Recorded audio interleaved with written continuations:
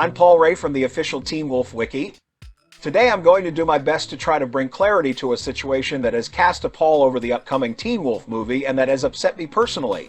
I really wish I had the use of my real voice back. This video requires special emphasis and sarcasm, and I can do neither with this voice clone, but I'll work with what I have. In this video, I will likely burn a few of my sources. I'm hopeful that I can be circumspect enough with the information as to not out them and blatantly reveal their specific roles within the company, but sometimes truth must will out above all else.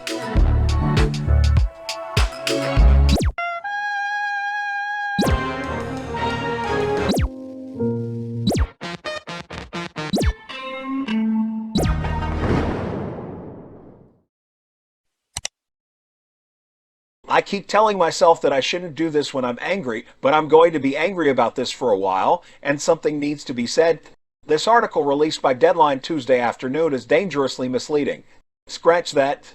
This article is manipulating information in such a way as to purposefully inflame racial tensions and is a direct attack on individuals who have attempted to deal fairly in a business that is, all too often, unfair to those involved.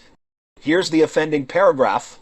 According to sources, Cho, the only actress of color among the 4 female series regular cast members who played the group of teen friends at the center of the show, was offered half the per-episode salary proposed to her 3 counterparts, leading to her decision to pass. Cho recurred in Season 3 and was a series regular in Seasons 4 and 5.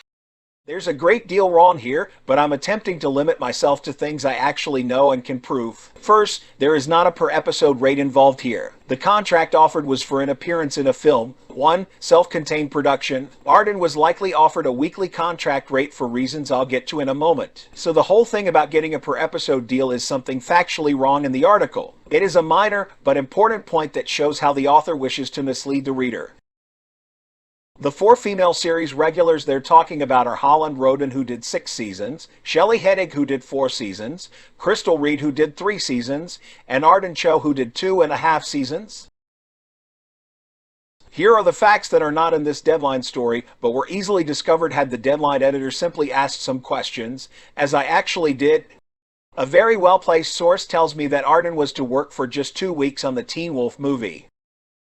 Here it was penciled into the script outline in a small but important role. I'm told the Kitsune had a big, heroic appearance in the final act of the film.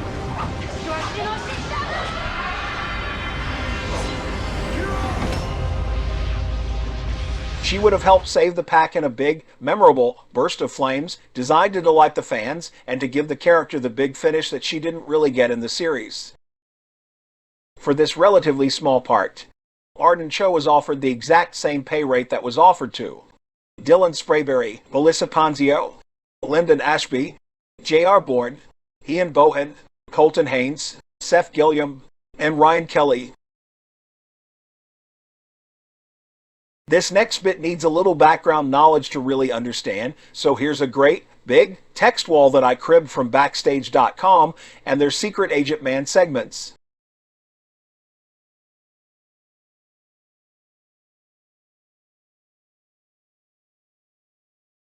Now, I'm terrible at math, so I might be missing something here. Please check my figures. According to one of my sources who deals with contracts, the other female series regulars compared in that Deadline article are each contracted for roughly 10 weeks of work.